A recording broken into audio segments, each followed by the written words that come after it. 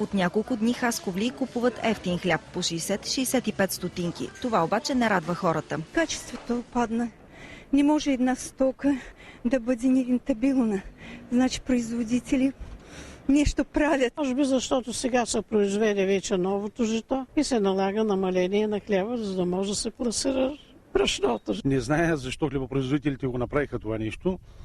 Може би искат да ни извият малко ръцете, защото сега предстои прибиране на реколтата и за да може да свалят изкупните цени на пшеницата. Според зърнопроизводителите, ниската цена на хляба ще се задържи още няколко месеца, до края на кампанията по изкупуване на зърното. Хората също са на това мнение. Предполагам, че ще е време. При нас няма нищо за постоянно. Всяко нещо се увеличава и то ще се увеличи хляба. След няколко месеца ще се дигне.